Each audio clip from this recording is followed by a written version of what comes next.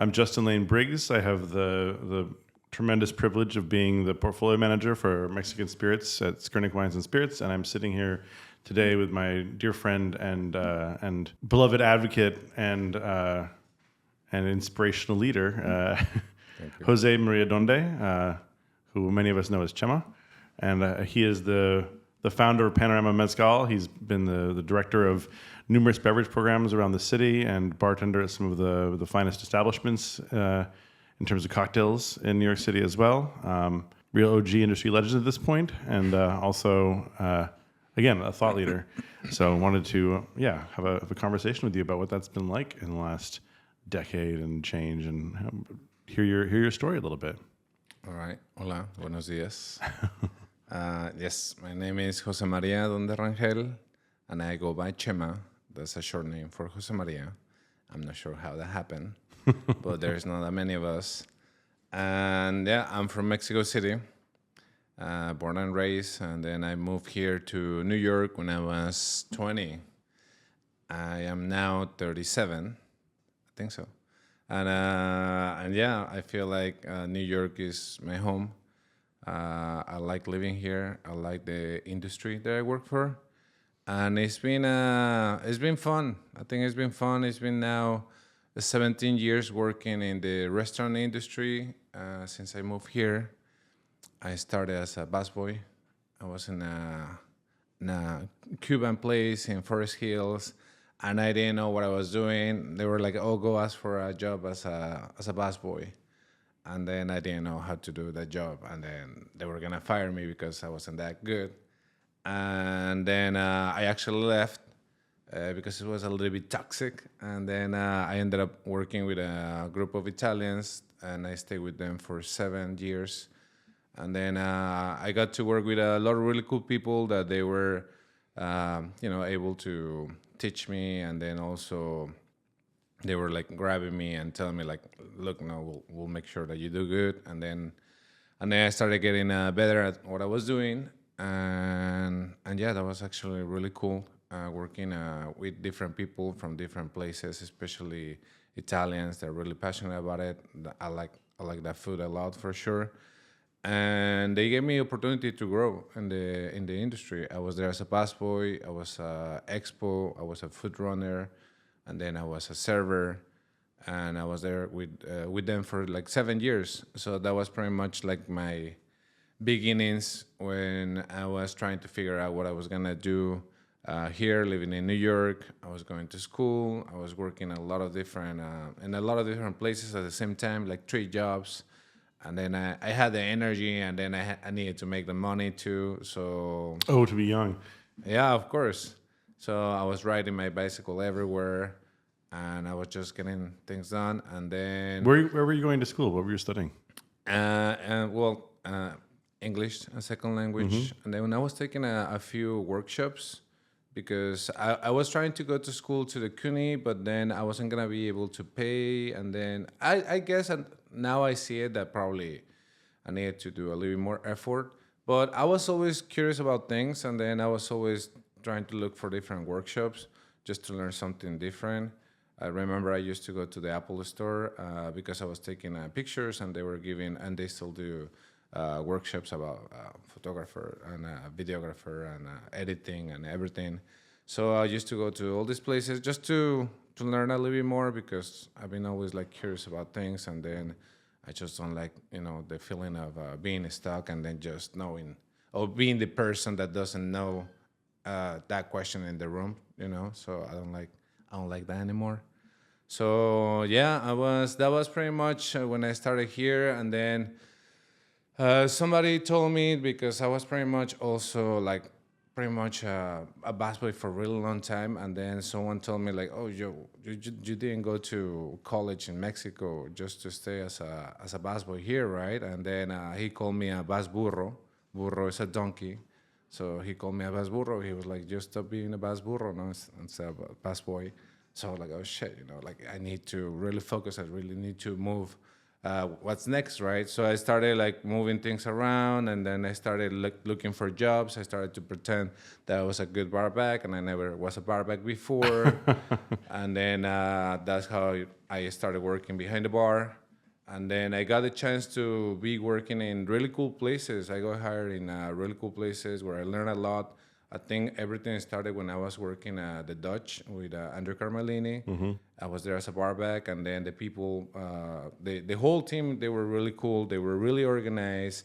They put things back in places. So I really like working there because everyone was really professional about what they were doing. And then I think that's when I realized that that's what I was doing for a living, and everyone else was really professional at work. So I just needed to be professional about the profession I was doing, which is hospitality, right? So then is when I understood that that this is what I was doing for a living, and I was already too into it to change into something. So I just started trying to do things better, and then I was working. I started training for this place for Morimoto. It was a side project, and it was really cool. So we trained it, and then it was a whole month of training. I was hired to be a barback, and there were a lot of testing, sake, wine, spirits, and I was really into reading and just trying to remember things. And I had the highest scores every time that they were doing tests. And then once we opened, the other bartenders, they didn't know everything about the food or the whole training, so I got the chance to become a bartender. And that was actually really nice because it was for Iron Chef Morimoto. And then they brought Shingo from Angel Share at the time. He was the beverage director, and Angel Share was my favorite bar, the original location. And then he trained the whole team, and I was just pretty much super green. And I was like, oh shit, this is actually really cool. Like the way that he was teaching techniques, steering, this, and that. So I got more into bartending because I saw people like Shingo Gohan, like making really cool cocktails. And then I started to work with Panorama Mezcal, which is pretty much at the same time that I was a bartender. So wait, so when did you? I mean, first of all, yeah, that story feels sort of like familiar in a way. I feel like a lot of us kind of like fall into like that question of like what are you doing to like what are you really doing while you're also working in restaurants, and then you're sort of like, well, no, I think maybe I'm actually doing this. Like this is my career. This is where my passion is, but you don't necessarily notice it until it's already sort of happening around you. I know that was sort of my story too. And then something happens to really inspire you, like some bartender, some educator, somebody really inspires you, and then you're like, oh, this can be like a creative pursuit, an emotional pursuit, an intellectual pursuit. There's so much further that I can sink my teeth into this. I feel like I know those moments too. When did you found Panorama? When did that start?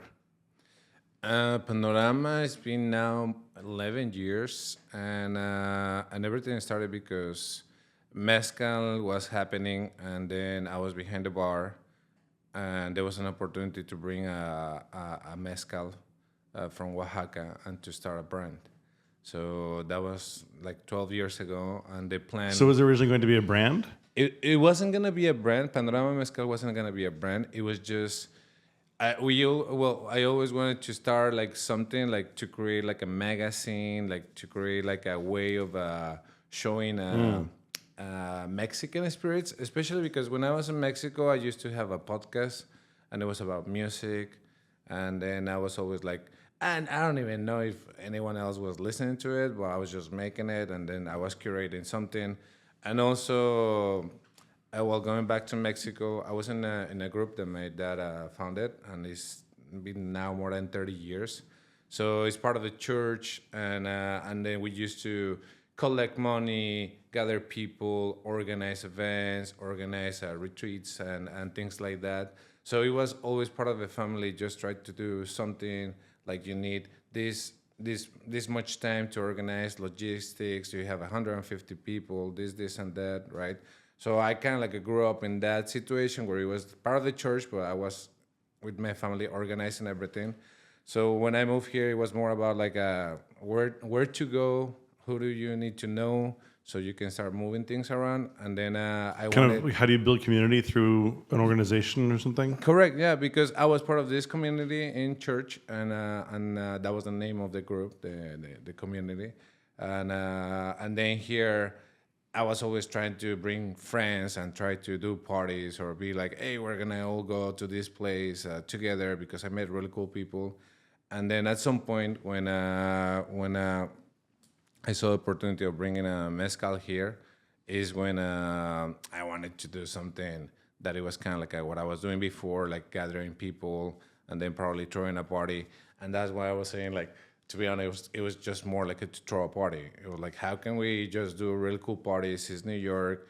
I remember it was like Williamsburg, like 12 years ago. There was nothing around. It was actually one of the coolest times in Brooklyn for sure. There was a lot of really cool people hanging around. There was a lot of collaborations. There was a lot of there were other Mexicans already doing really cool things. So we did this party that it was called Mostacho Mezcal Party, where we were giving a fake mustache to people, and I had no idea what the thing was, but I got a lot of videos from YouTube, random videos, Star Wars, Rocky, Mexican things, and I put a collage. And then I brought a friend from Italy that he's a graffiti artist, so we presented him too. And then we had mezcal shots too. And nobody knew what the event was about. It was just like mezcal, cumbias, and then random things. But that was pretty much Mezcal, cumbia, Star Wars, graffiti. All right. yeah. And then at little by little, there was an opportunity to represent Mexican spirits in different places, like galleries or different presentations of books, art, and just the people that was around. They were into those kind of situations. So instead of offering wine in open gallery, I was like, why don't we do mezcal, right? And then there is this brand, and then I was reaching out to the brand, and I was like, hey, look, I'll talk about the brand. I'll wear the T-shirt. I'll say that this is what we do, blah, blah, blah. I'll do my homework, and that's it. And you don't have to pay me. If there's any leftover mezcal, can I keep it? And that's all I need.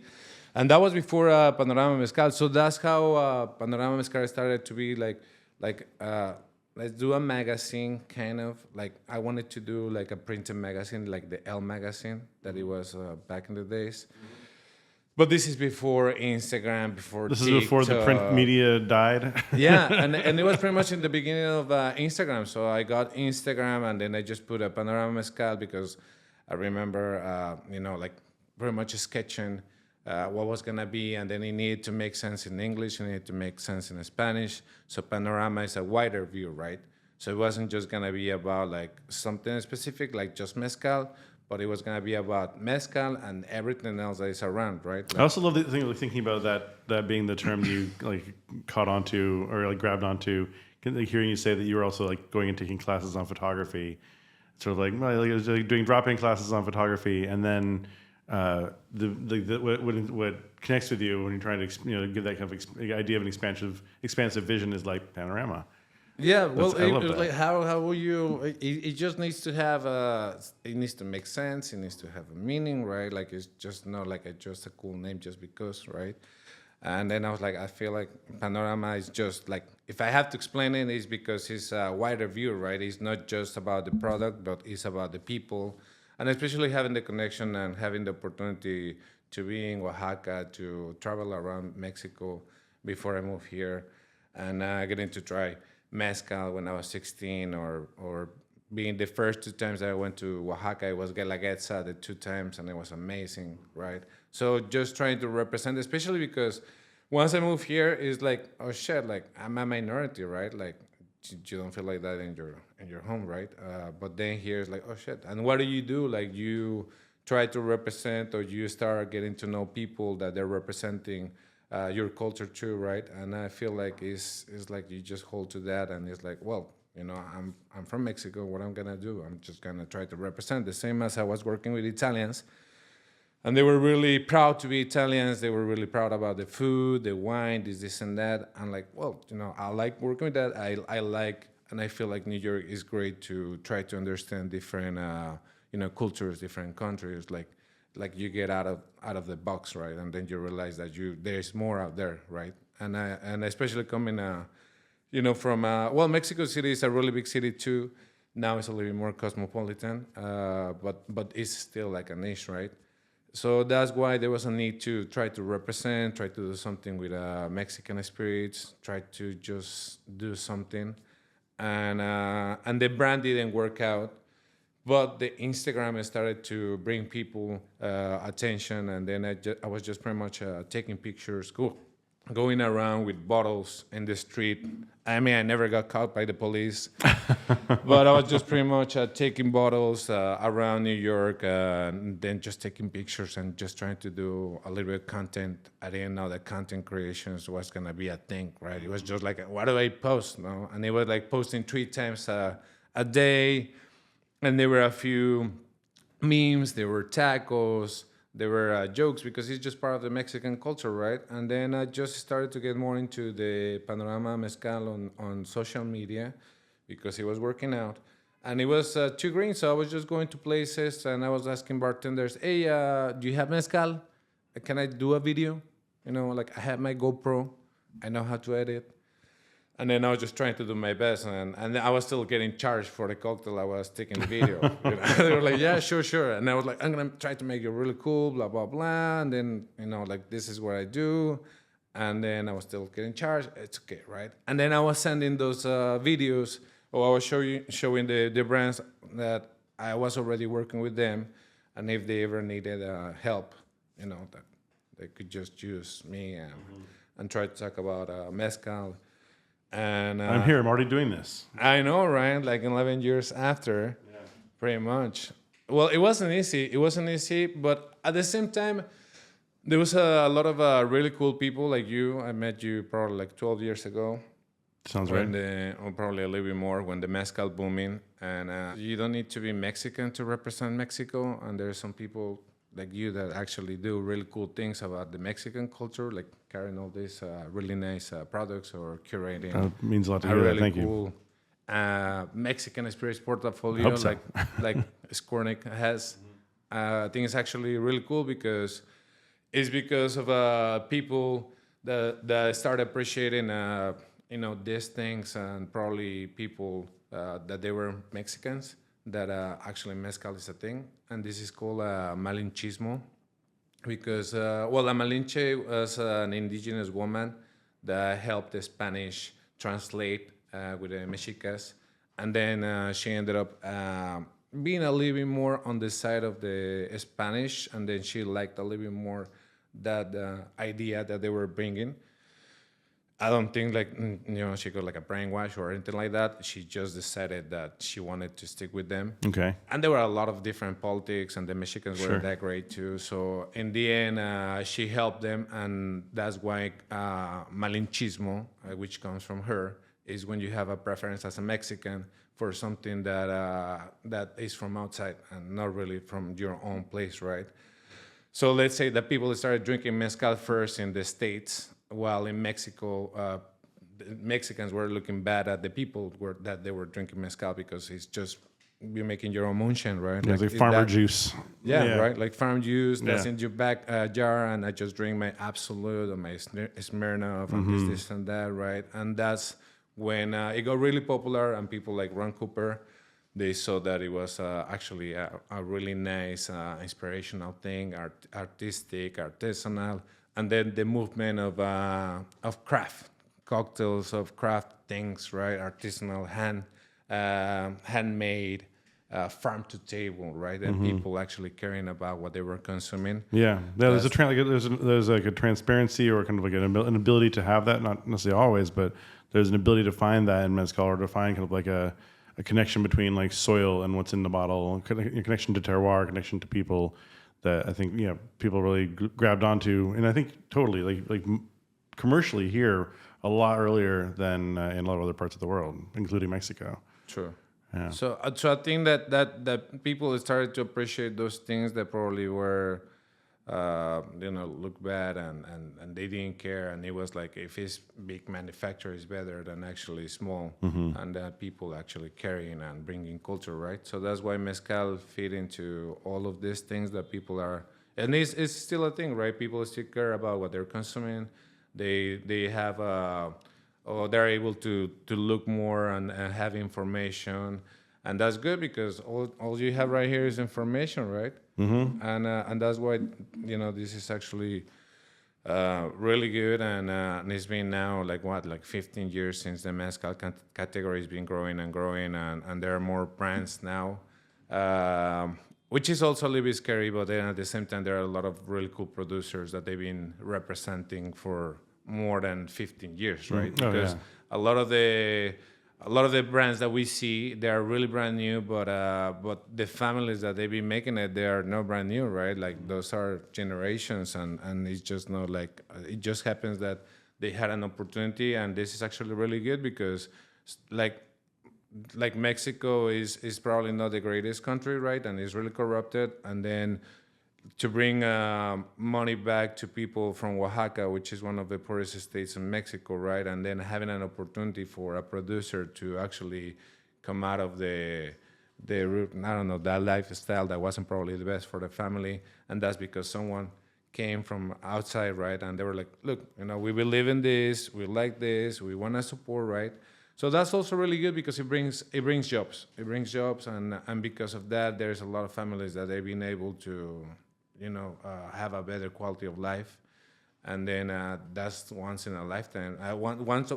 It's a really unique opportunity for anyone in Mexico, like just coming out of something that probably wasn't the best quality of life, and then having a better opportunity because someone came over and they wanted to invest on you, they wanted to invest on what you were already doing that probably was underlooked before, right? It's actually really, really nice. And I think I need a mezcal now. Yeah, sure. Salud. Salud.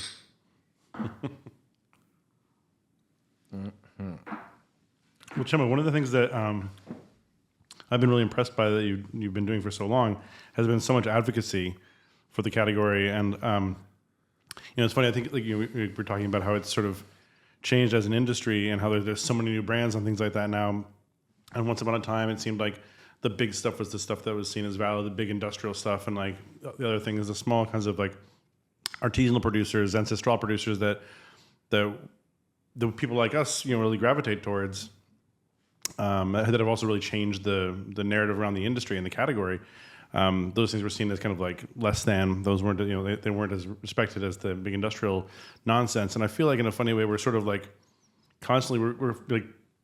Those of us who are advocating for the category, like you and I, are constantly fighting against that battle, against that, constantly fighting that same battle, constantly fighting against the like inexorable draw towards those big producers. I feel like it's on a big swing right now where like a lot of like money's still being poured in, and people are trying to like consolidate and trying to build up scale and make things more efficient and more industrial, which is not the right direction for like great spirits, great food, great wines, great things to enjoy eating usually are not made in larger quantities faster, And it feels like we're still kind of like having to fight the same fight, just in new ways all the time for like a decade.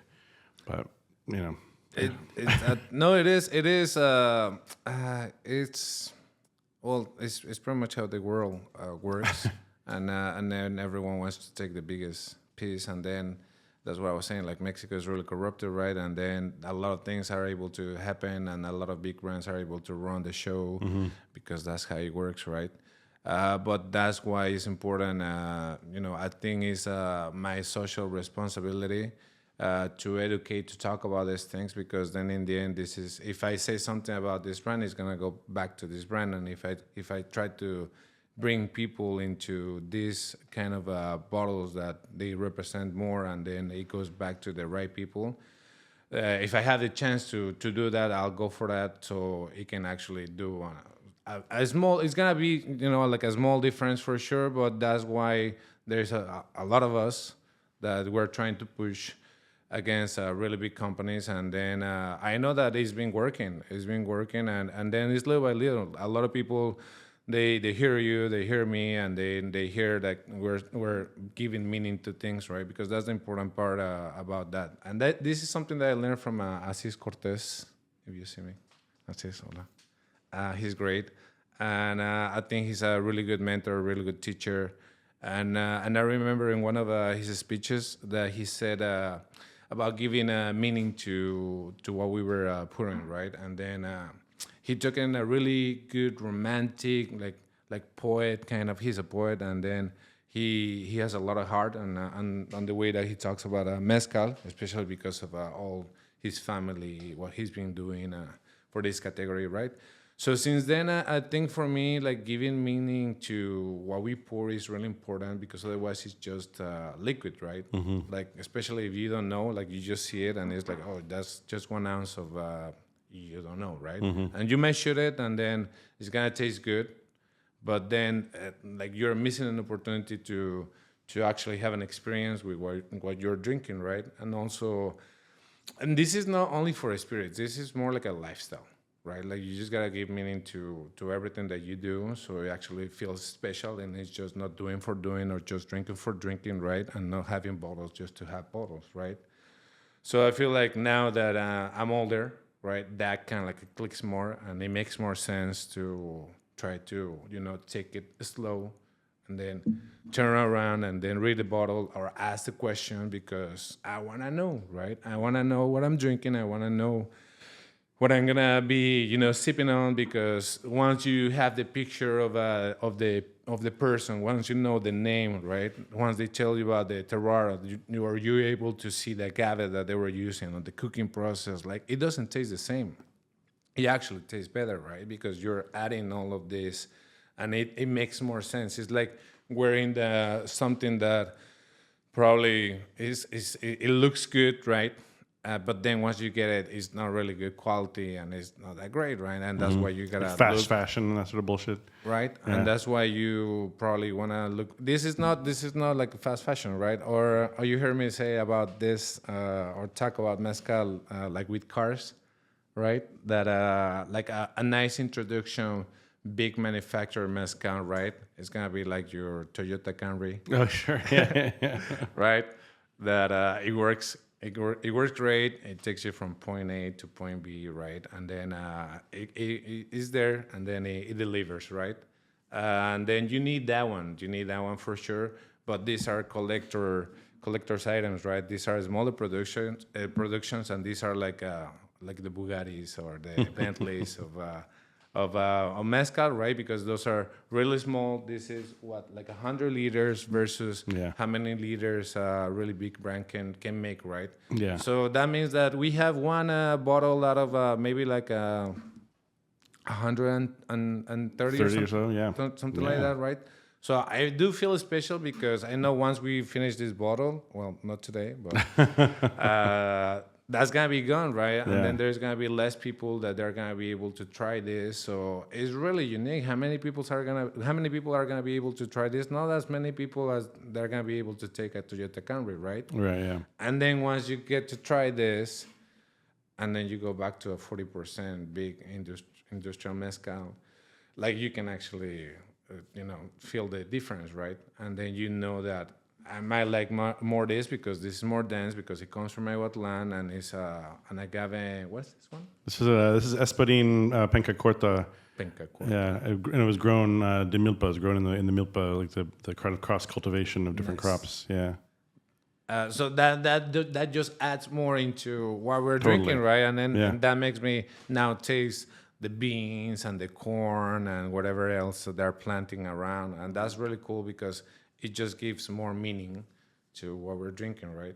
So I feel like just this is an storytelling, right? Like I just have to say something about it. Otherwise, especially like managing places where I'm able to carry like mezcal, Mexican spirits, and then I'm able to choose what I want to represent. Is like I have let's say a Mexi right now. We have like 300 different Mexican spirits. Well, all the ones I have, those are things that I want to talk about because I know about it and I like them. I know they represent really cool, and I believe in that people, right? And then the same as you have all those bottles outside.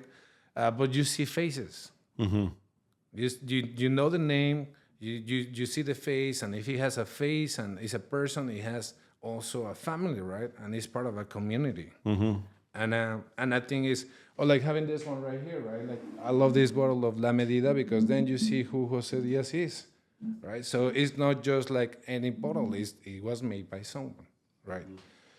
So not all the bottles have a picture, but then you can just bring the picture, the idea to whoever is drinking it, right? Yeah. And I always say that this is like giving mass.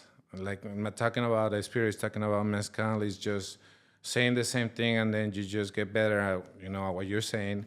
And it's like the first lecture, the second one, then the Evangelion, then you have to explain, right? And all over again, and then you're trying to turn people into this religion, so they can understand and they can believe in this, right? So I do give mass a lot, and I talk about this all and over again. But I'm passionate about it. I like it. I like when people can probably take this home, and then they go outside, they see that bottle, and they decide to buy that bottle because they hear about it, right? And they know more about it, and then that's just gonna bring back to the people that we want, to be successful, right, on this situation, especially because they represent this culture in the most original way, right? And I know that it's still like a misconception. Still, a lot of people have the wrong idea about mezcal or tequila because they usually have the wrong experience with the wrong mezcal or tequila, no? Which is okay. But like I've only been driving Camrys. I think cars all suck. There you go, right? But sometimes you need that bad tequila, that bad mezcal, just to open your palate, and then once you try something that is actually legit, you're like, For context, sure. Yeah. So there's nothing wrong with having a bad tequila or a bad mezcal. It actually it's good because then it brings people to look into this direction, and then it's a little bit easier to tell them, like, look, you should really try this. No? Yeah, sure. And then you bring them inside the Bentley. Right? And once you're inside that, and then you go back to the Camry, you know that you're missing something. You know that you touch the seats, and you're like, oh shit, it doesn't feel the same, right? Yeah. How did you start doing how did the events start to happen? Because I think the first time I knew you before I really knew what Panorama was, and then obviously, and then when it started to happen like more and more and more, I remember going to some of the first ones I went to and being like, holy do you see this? This place is like jammed to the gills. Chema's got like people like climbing on the rafters to fill this room and like drink mezcal together, and it was really amazing, and it always like kind of blew me away like how much you'd like. You really had like spread that, you'd spread that gospel so widely and loudly that the room was like always just jam packed, and everyone was there for the same reason to have agave spirits, to have mezcal together, and it was inspiring. It was really amazing. But how did the events come out of the Instagram feed, the kind of like the content creation? How did you like pivot into like throwing back into throwing big parties? It was those parties that didn't make sense. They mean a lot. And then I asked product to a brand, and then I met Diego from Colombia. He's actually back in New York. But who used to work with Espíritu Lauro. That's right. Okay, gotcha. Las Hormigas. And Diego, actually, we were having a coffee, and then he was like, look, I just don't think I'm gonna give you product to do a party. Like, this means a lot for me. I just don't want people to be shooting mezcal. Yeah. And then he spoke about mezcal in a really beautiful way, and I was like, oh shit, like this guy from Colombia, he understands this situation better than I do, right? And that was like a really eye opener, and then I was like, oh shit, like I want to do parties, right? Well, I do want people to hear someone like him talk about mezcal and fall in love and understand that it's just not meant to be for shooting and this and that, but to actually appreciate it, and then you can learn something about it, right? And I knew that, but I never heard that from anyone, that it was probably as really cool as Diego, and the way that he spoke about it, it was really beautiful. So that's when I just wanted to fill a room instead of people just to party. It was for people to try to sip mezcal and to hear people like Diego. And then I had my first mezcal tasting. That was Oficina Latina. That was 11 years ago. And I think it was 10 brands. It was 10 brands of mezcal. Were you there? No, I wasn't at that one. No. I don't think you were there. No. Tess was there, I remember. Diego was there. They were like just 10 brands, 10 different brands, 10 people like with their table talking about their mezcal. And I was just trying to push it on social media. And I think we were able to bring like 50 people, something like that. It looked busy, but it was actually really nice to be in a room. And this is actually a really cool feeling every time that there's a tasting like with Mexican spirits. And there are a lot of really different people talking about Mexican spirits. It's really nice to be in a room where people are really passionate about what they're saying and they're moving their hands. And everyone is like this, and agaves, blah, blah, blah. And that's how you know that they're really passionate about it, right? So that was the first time that I got to feel that. It was like, oh shit, it's actually really nice. It's a really small niche. If you really know, you know. And the people that they're here, they're trying really nice brands. They're getting to try like small producers. And these are probably like 11 years ago. I'm not sure how many brands of mezcal we have right now, but I don't think there were that many. Yeah. And they were really cool ones for sure. So that was the first time that I did a tasting, and then I just decided to do a tasting and a party. So it wasn't only about parties, but also Mexican spirits are part of a celebration too, and that's what you do there too. That you do fiestas and you celebrate, because that's why you make your own booze, right? But then at the same time, you gotta understand. I think it goes hand by hand. Like you just gotta understand this, so you can actually, go and celebrate. But it's important to put the seed right. The idea of what you're drinking is sacred. It's important. It means a lot to a lot of people too, right? Or it means a lot to the whole culture, the country, and then we can go back to pre-Hispanic times and how important the agave is for Mexicans, right? And a Mayahuel, having a godness, right? Or having I like all the paintings from Mexican Revolution or Batalla de Puebla. Like all you see is agaves all around. Like the Batalla de Puebla, you see all the murals and the paintings, and it's like French people on top of agaves, right? And it's just it's there because it's just part of us, right? So that's where and I like La Mata because it says the nation of the green leaves, right? And I like that because we are the nation of the green leaves, and the leaves are the agaves, right? So yeah, that's actually how I started bringing or integrating the tastings, and then it kind of like evolved. Like more people were following, more brands were coming along, where more people started to be part of this community, because we weren't that many. I remember the first Mexican bottle. That was like 12 years ago on Casa Mezcal, and it was also really small. I remember that one very well. Yeah. It was a really small tasting, and that was the first time I had mezcal from Nuevo Leon. I was like, all these things just like blew my mind open. Like, what? This conversation is so much bigger than I thought it was. Yeah, and then I see the pictures, and then we didn't know that we were gonna grow in this category, and a lot of the people that they were, brand ambassadors now, they are important in the industry too. They're teaching, or they have their own brands, or they have a bigger project that also is about Mexican spirits, right? So that's actually really cool just to see that like we're still doing this, right? And I don't think I'm gonna change. Like this is what I do. How do you think it's? I mean, Yeah, oh yeah, what I was going to say. We're trying that one. Yes. Yeah, since we were talking about it. When I asked you what you wanted to taste, and you just said Miahuateco or Miahuatlan. Yeah, Miahuatlan. That was the second time I went to Oaxaca. I went to Miahuatlan de Porfirio Diaz, and that was a beautiful experience. And I just happened to like the mezcal is from Miahuatlan. Miahuatlan is really cool. I usually say that is the Champagne region of mezcal. I hear you. And that limestone and the white chalk and the Karwinskis, the Wiquish, those are really cool. So I like that extra minerality. Mm-hmm. So cheers to Miahuatlan. Cheers, salud, yeah. Saludcita. This agave. This is some tepestate. Big, beautiful tepestate. That's a good one. Really electric. I wanted to ask you,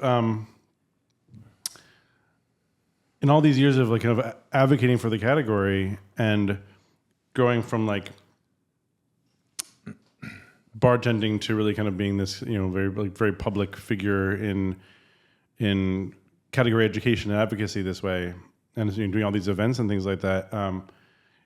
How do you see what impact you've had like on people's engage? Like, do you feel like you can see like clear examples of the impact you've had on people's engagement with the category? Do you see a change in like the way that consumers, or maybe even more importantly, like the bartenders that that you work with, like the way that people treat mezcal and talk about it? Like, have you seen evolution in that and changes in that in the last decade? Do you think it's getting easier to talk about it? Do you think it's getting harder to talk about it? Like, what do you think is? What do you like? Now that you've been doing it for this long, like, what do you think? Where do you think it's? How do you think it's going? No, I think there's more representation of Mexican spirits. I think, like 12 years ago, there weren't that many Mexicans behind bars, and it was a little bit harder, probably for us to be out there. Now it's probably like you have a Mexican in all different bars, 50 best, like Michelin. There's usually one right there that is representing, and that's the one that is recommending mezcal or tequila, right? So I feel like it's been working, especially because we're a niche, and then we have something really cool to talk about and to be proud of. So I feel like it's been working for sure. There's a little bit of confusion because there are more brands, and now how things work with brands, marketing, and all of this social media is a little bit different, right? So it can be a little bit confusing. I think so, but I feel at the same. In the end, you're gonna see a bottle of something rare like this, and that's because most probably the beverage director knows you and knows about this, or someone part of the team they recommended this because they know where it's coming from and they know that it's good, right? So I think it's getting there. There's more representation. Mexican spirits or mezcal is not a secret anymore. Like, people like it. People go to Oaxaca now all the time, so it's easier for them to understand, especially in places like New York. Because if you go outside New York, it's gonna be a little bit more challenging for sure. And then you're gonna see less of this, and then you're gonna see more brands that they have this industrial capacity to go to other places, and then just to have a 40%, like juice. But New York is cool, and there is appreciation about all different cultures, and especially here Mexican, right? Puebla, that's what we call it, Puebla, York. So there's a lot of that representation here, and I feel like we're doing good. I think we're doing good. Like, I think we're able to talk more about this, have more mezcalerias, have more Mexican restaurants. Now taquerias are everywhere, right? So if you have a taqueria that has a liquor license, they usually have mezcal, right? And any Mexican place that respect themselves, like, they usually have not only the bad tequila or the bad mezcal, because they know that that's just to keep things going, but they usually have something really cool that they're really proud, that they really like, and they want to talk about it and they want to share it, and they're like, oh, I really like this one, you really gotta try this one, right? And that's why I have it here, because it's good. So I think we're getting there. There's more appreciation, and Mexican is the new black. so people like all these things because it has a meaning, and then there's appreciation about these things, and especially if they have an opportunity to go there and to see it, to get the agaves, right, to be part of the whole process, or to, like, try the puntas straight from distillation, try the fermentation, right, like, or the cook agave. That just brings more to something that they can come here and they can talk about, and they can be confident about what they're talking about. And it doesn't have to be Mexican, right? Like, there's a lot of people that they just like this because it's something that it has a lot of heart. And it's delicious too, right? So I think we're getting there. We're getting there. How do you? I mean, I feel like I've heard you reference how there was like less, like, Mexicans behind bars. Like, I should say that a different way. I've heard you sort of reference like how there was like less Mexicans like in service as bartenders, or less, maybe I would even say maybe like with less visibility because there was always so many people, so many Mexicanos like doing everything in the restaurant and behind the bar and bar backing and doing all the things, but with less like visibility, and how much that's changed in the last 10, 12 years. I mean, I feel like, a few years ago, I remember people kind of like would throw out this phrase like the Mexicano mafia behind the bar, like this kind of like crew of like rotating cast of characters who were all like this massive influence on drinking in New York. And oftentimes we're a little bit like, again, like underrepresented in kind of visibility, but we're like behind the scenes changing everything. And there's a lot more visibility now. I think that you're a big part of that too.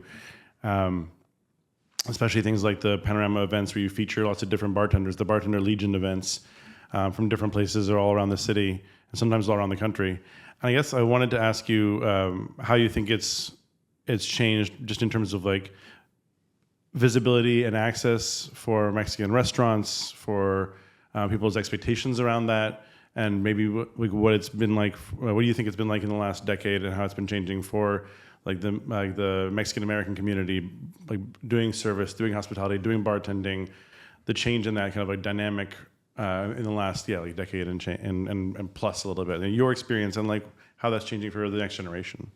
I think is different, like the mentality of the people that live here in the whole states, right?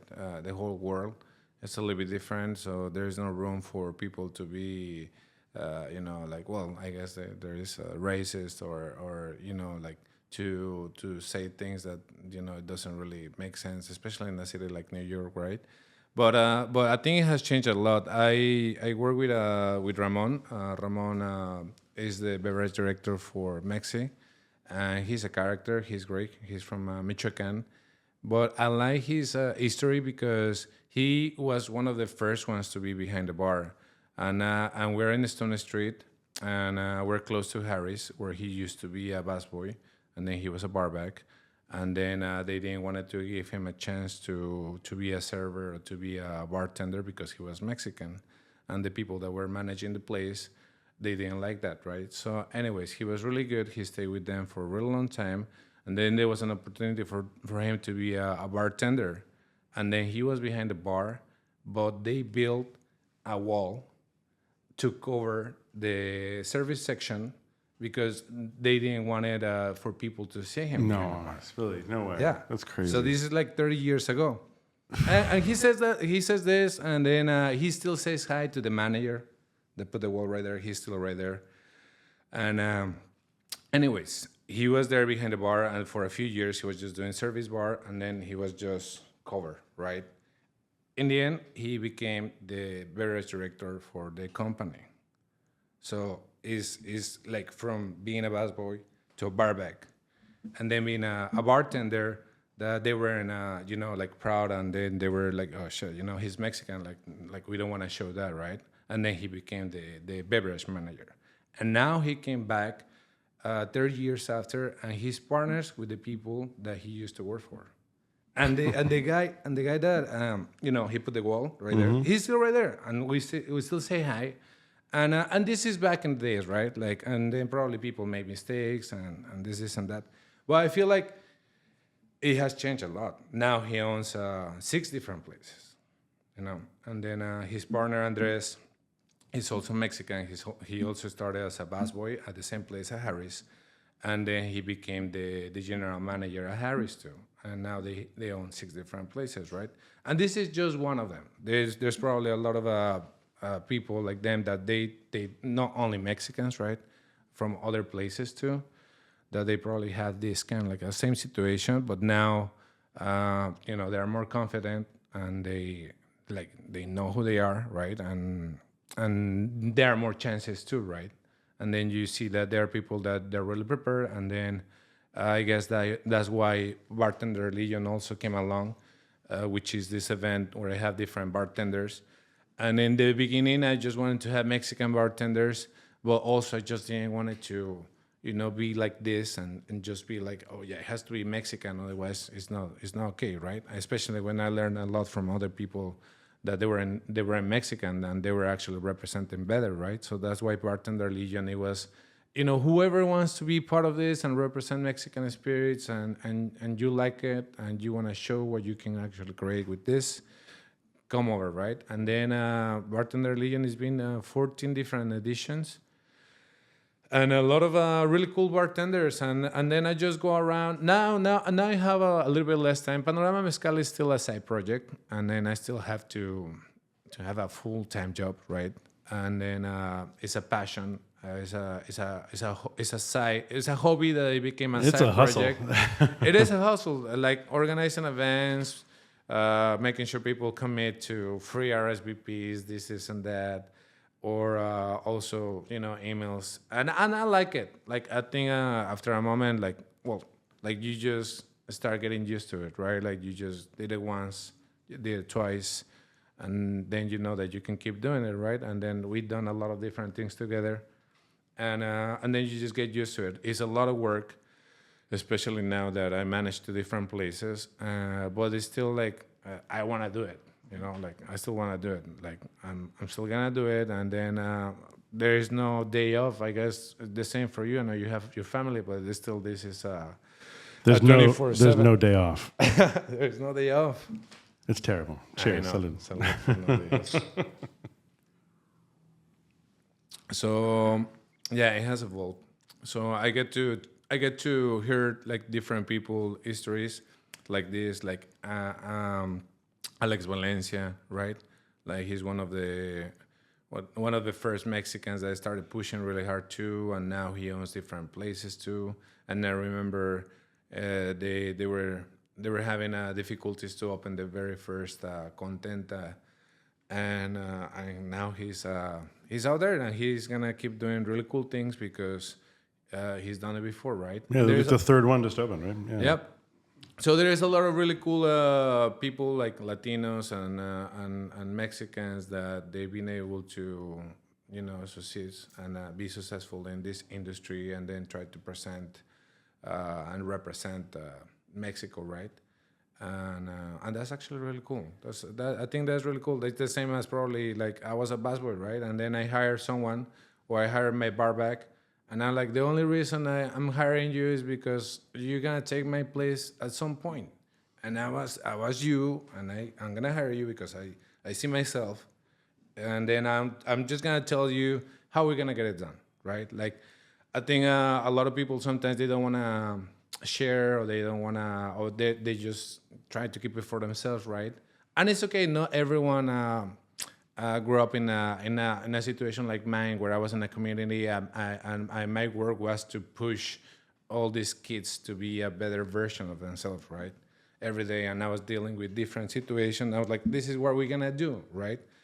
So I like to share that because I made a lot of mistakes, and then it took a lot of time for me to figure out things, this and that. And I like to share that to the new generation, right? And then whoever wants to take it, is probably not for everyone. You can put a book for someone. Are they gonna open it? Or no? Like I already know what it's about, right? It's about you. Like, do you want to do it or not? So these new generations probably are a little bit more difficult. I don't know. Do you have any advice for them? Yeah, just open the book. Or like how, like sometimes they ask me like, how do you do it, or how do you know about this? And then I show them the books, and like, look, like there are books right there. Like, like I get my phone and look, like you can just ask any questions right now, right? It's just a matter of you having the spark and being like, or not feeling, or knowing that you don't want to be the person in the room that doesn't know anything, right? Like I hate that feeling. I want to know. I'll ask questions, right? And but it's just pretty much it comes from different like values and where you're coming from, and if you had the need before to do that, or if you're gonna probably realize later on that this is what how you're gonna be able to probably get more things done. But sometimes people they're okay with the life they have, and it's okay, right? All I know is that I like to be stressed about these things, and I like to get events done, and then once they're done, I'm really happy, right? I'm really happy, and it's all worth it. like it needs to be like this is not easy, right? Like putting together a whole portfolio for a big city is not also really easy, right? Like talking about spirits or like running a bar.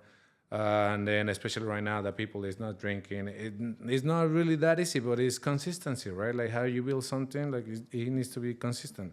Like, and all I know is that I just keep doing things because I just gotta keep moving, right? Otherwise, I feel like I'm stuck. I know I don't like that feeling. I just know that I've been able to go from busboy, to barback, and now managing two places or having a side project that I don't think is doing that bad.